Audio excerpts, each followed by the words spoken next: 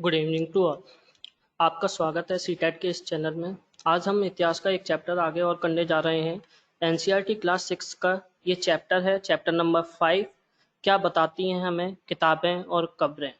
इस चैप्टर को शुरू करने से पहले जिन्होंने चैनल को सब्सक्राइब नहीं कर रखा है वो चैनल को सब्सक्राइब करें और बेल आइकॉन को प्रेस करें, जिससे आपको सभी नोटिफिकेशन मिलते रहेंगे और वीडियो को लाइक करना ना भूलें। चलिए हम चैप्टर स्टार्ट करते हैं। दुनिया के प्राचीनतम ग्रंथों में एक। इस चैप्टर में ज़्यादातर चीज़ें जो हैं वो बहुत ज़्यादा इम्पोर्टेंट हैं, लेकिन बहुत छोटा चैप्टर है, छोटी वीडियो बनेगी, तो इसलिए आप इस वीडियो को पूरा ध्यान से देखें। यहाँ से कई क्वेश्चन पूछे जाते हैं क्योंकि छोटा चैप्टर है लेकिन इम्पोर्टेंट चैप्टर है ये। तो यहाँ पे हम बात कर रहे हैं प्राचीनतम ग्रंथों की। तो हम ग्रंथों में सबसे प्राचीनतम मानते हैं वेदों को। तो वेदों की संख्या जो है वो है 4 है। ऋग्वेद, सामवेद, यजुर्वेद तथा अर्थववेद। ऋग्वेद जो है वो सबसे बड़ा वेद है। उसी के बारे में पहले हम थोड़ा सा जानते हैं। ऋग्वेद की रचना लगभग 3500 साल पहले हुई थी, यानी आज से लगभग 3500 साल पहले इसकी रचना की गई थी। ऋग्वेद में 1000 से ज्यादा प्रार्थनाएं हैं जिन्हें सूक्त कहा जाता है। यानी हम सूक्त के रूप में जिन्हें जानते हैं वो प्रार्थनाओं का ही रूप है, जो कि 1028 हैं टोटल, और इनको अच्छी तरह से बोला गया है इसके अंदर। ऋग्वेद में अग्नि, इंद्र और सोम देवता बहुत महत्वपूर्ण है, यानी इन 3 देवताओं को सबसे ज्यादा महत्व दिया गया है और इंद्र का वर्णन जो है वो सबसे अधिक मिलता है इस ऋग्वेद के अंदर। अग्नि आग के देवता, इंद्र युद्ध के देवता और सोम एक पौधा है जिसे एक खास पेय बनाया जाता था। यानी ये तीनों देवताओं की अपनी अपनी खासियत है, तो विशेषताएं हैं। तो अग्नि को आग के रूप में हम सभी जानते हैं, इंद्र को युद्ध के देवता के रूप में जाना जाता है, और सोम जो था वो एक पौधा था, एक पेड़ था जो खास पेयजल के लिए बनाया जाता था, जिससे ऋग्वेद का उच्चारण किया जाता था और श्रवण किया जाता था, ना कि पढ़ा जाता था। यानी ऋग्वेद को हम पढ़ते नहीं थे, ऋग्वेद जो है उसका उच्चारण किया जाता था और श्रवण मतलब सुना जाता था उसको। भाषाई परिवार। अगर हम भाषाई परिवारों की बात करें तो भारत में 4 भाषाई परिवार पाए जाते हैं। सबसे पहला जो भाषाई परिवार है वो है भारत यूरोपीय भाषाई परिवार। इसके अंदर संस्कृत, हिंदी, कश्मीरी, फारसी, अंग्रेजी, फ्रांसीसी, जर्मन, यूनानी, स्पेनिश आदि भाषाएं आती हैं। ऐसी और भी कई भाषाएं जो इस भाषाई परिवार के अंदर आती हैं। तो ये यहाँ पर कुछ एग्जाम्पल आपको भाषा के दे रखे हैं। दूसरा भाषाई परिवार है तिब्बत बर्मा भाषाई परिवार। तिब्बत बर्मा भाषाई परिवार जो है वो पूर्वोत्तर प्रदेश की भाषाएं हैं, यानी भारत का जो पूर्वोत्तर प्रदेश है उन क्षेत्रों में इन भाषाओं को बोला जाता है।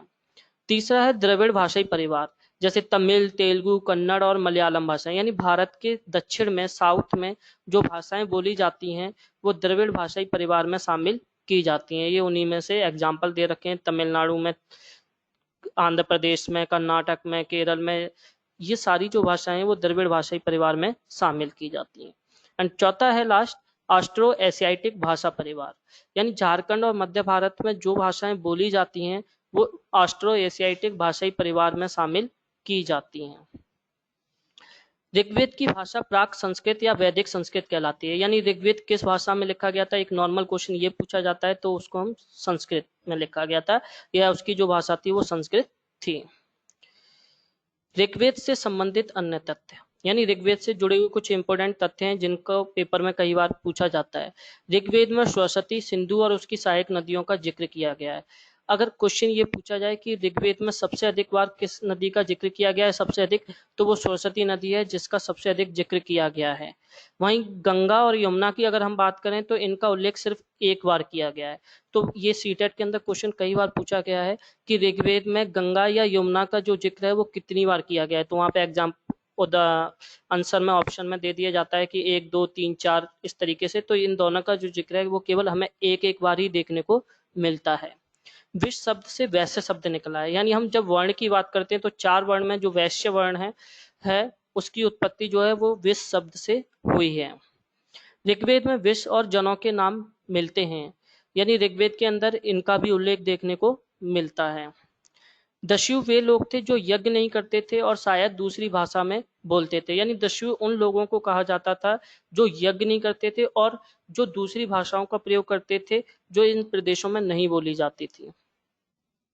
महापाषाण 2 शब्दों से मिलकर बना है, महा प्लस पाषाण। महा का मतलब होता है बड़ा और पाषाण मतलब पत्थर।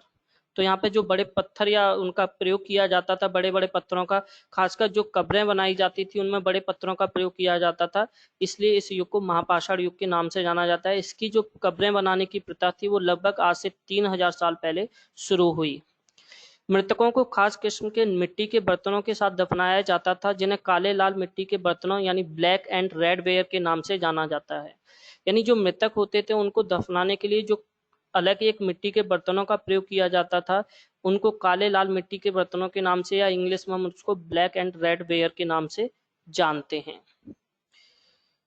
ब्रह्मगिरी ये एक आंध्र प्रदेश का क्षेत्र है जो प्राचीन समय में आंध्र प्रदेश में, आज हम उसको आधुनिक नाम से आंध्र प्रदेश में जानते हैं।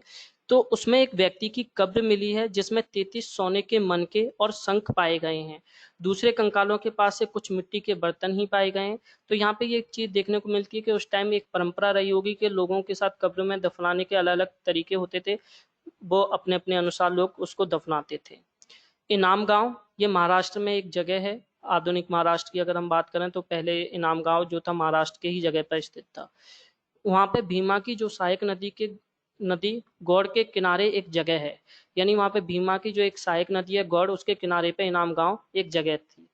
यहाँ वयस्क लोगों को प्राय गड्ढे में सीधा लेटाकर दफनाया जाता था। उनका सिर उत्तर की ओर होता था। यानी यहाँ पे जो लोगों को दफनाया जाता था तो वो सीधा लेटाकर, उनका सिर ज्यादातर समय हमेशा उत्तर की दिशा में रखा जाता था। चरक नाम के वैद्य ने चिकित्सा शास्त्र पर चरक संहिता नाम की एक पुस्तक लिखी थी। तो ये याद करना इजी है यहाँ पे कि चिकित्सा शास्त्र को लेकर चरक संहिता किसने लिखी थी, चरक ने ही लिखी थी। तो उन्हीं के नाम पर इसका चरक संहिता नाम रखा गया है। ये चिकित्सा शास्त्र है जो कि चरक वैद्य के द्वारा लिखा गया था। चरक के अनुसार मनुष्य के शरीर में 360 हड्डियां होती हैं।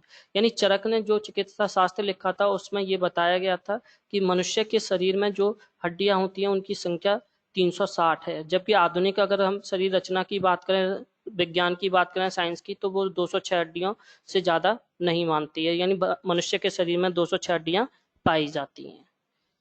इस चैप्टर के अंदर इतने ही इंपॉर्टेंट पॉइंट्स हैं और इसमें से कई क्वेश्चन पूछे जाते हैं, तो इसलिए इसको आप ध्यान से पूरी वीडियो को देखेंगे। वीडियो को लाइक करना ना भूलें। जिन्होंने चैनल को सब्सक्राइब नहीं किया वो एक बार चैनल को सब्सक्राइब करें और बेल आइकॉन के बटन को प्रेस करें, जिससे आपको सभी नोटिफिकेशन मिलते रहेंगे। आज के लिए इतना ही। Thank you.